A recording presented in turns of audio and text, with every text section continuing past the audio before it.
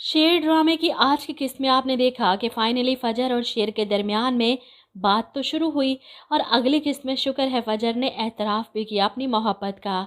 बर्फ़ पिघलना शुरू हो चुकी है। अब फजर बहुत जल्द शादी के लिए मान भी जाएगी, क्योंकि शेर काफ़ी उल्टी सीधी कोशिशें कर चुका है इसे मनाने के लिए, यहाँ तक कि शादी करने का ड्रावा भी देता है, जो कि फजर को पता है कि सिर्फ झूठ बोल रहा है और कुछ नहीं। खैर, शेर दोबारा आता है और इसे पूछता है कि दिन में एक बार तो सोचती होगी ना मेरे बारे में। जवाब में फजर कहती है एक बार नहीं, कई बार, बल्कि हर लम्हे। और शेर इसी बात पर खुश हो जाता है। फजर से वादा करके जाता है कि तुम्हारे बाबा को मैं मना लूँगा और शादी तो मैं तुमसे ही करूँगा। अब बस ये सीन कोई ख्वाब ना हो, शेर का या फजर का। इधर शेर ज़मीनों पर जाता है जहाँ पर शुजात साहब भी मौजूद थे। इनकी गाड़ी के सामने अपनी गाड़ी लाकर खड़ी करता है। शुजात साहब गन लेकर अपनी गाड़ी से उतरते हैं कि आज तो शेर का किस्सा यहीं पर ख़त्म कर देंगे। ऐसे में शेर इनसे बात करता है कि मुझे सलामत छोड़ने की सज़ा के तौर पर आपने अपनी बेटी को जीते जी मार दिया। जवाब में शुजात साहब कहते हैं कि मरे हुए लोग कभी ज़िंदा नहीं होते। ऐसे में शेर कहता है लेकिन इनका जिक्र तो ख़त्म नहीं हो जाता। आप अपनी बेटी को माफ़ कर दीजिए, बदले में चाहे मेरी जान ले लीजिए।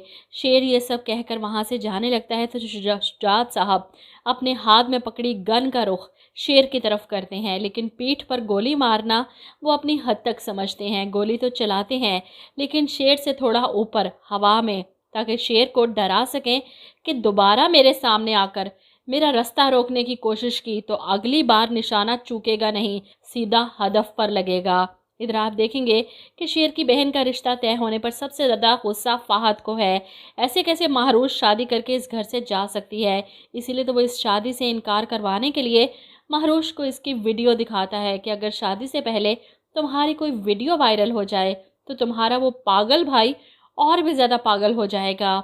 वो अपने मोबाइल पर महरूश को इसके वॉशरूम की वीडियो दिखाता है, जिसे देखकर महरूश के पैरों तले से ज़मीन खिसक जाती है। वो भागते हुए अपने कमरे में जाती है। वॉशरूम में इसे हिडन कैमरा नज़र आ जाता है। ये देखकर तो महरूश सख्ते में आ जाती है। अपने भाई को कैसे बताए ये सब। जानती है कि शेर भाई फ़हद को जान से मार देंगे, लेकिन इसकी अपनी बहन बेवा हो जाएगी।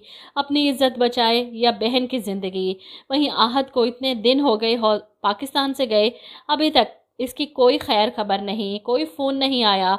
बदर ज़मान फ़हद से कहती हैं कि अपने भाई की फ़िक्र करो, इतनी कॉल्स की, इतने मैसेजेस किए, कोई ख़बर नहीं, कुछ पता नहीं चल रहा उसका। ऐसे में फ़हद जो अपनी ही सरगर्मियों में मसरूफ़ है, अपने बाप से कहता है कि मैंने भेजा है उसे, जिसने भेजा है ना उससे जाकर पूछें। बदर ज़मान गुस्से से खोल रहे हैं, लेकिन शेर को क्या ही कह सकते हैं। इसीलिए मरजान के पास उसके कमरे में जाकर उससे बात करते हैं। अपने शोहर की कोई खबर ली है तुमने?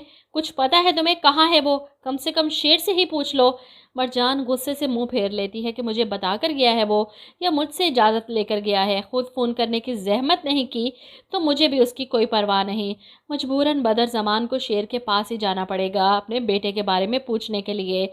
इधर ताज बीबी जो समरा की बातों पर पिघल कर डॉक्टर के सामने बड़ी तमीज़ और तहजीब से बात करती हैं, इस बार ना कोई ववेला मचाया और ना ही डॉक्टर को दो चार सुनाई।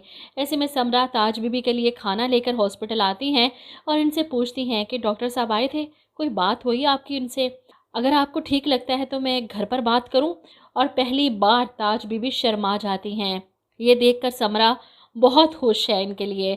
घर आकर वो अपने शोहर से बात करती हैं कि आपने ताज बीबी के बारे में कुछ सोचा है? इनके आगे की पूरी ज़िंदगी ऐसे अकेले कैसे कटेगी? अब ये समरा ही है जो कोशिश करेगी कि डॉक्टर साहब और ताज बीबी की शादी हो जाए। काका साहब तो इस वक्त बेहोश हैं। होश में आने के बाद अगर ये ख़बर सुनी तो कहीं फिर से बेहोश ना हो जाएं।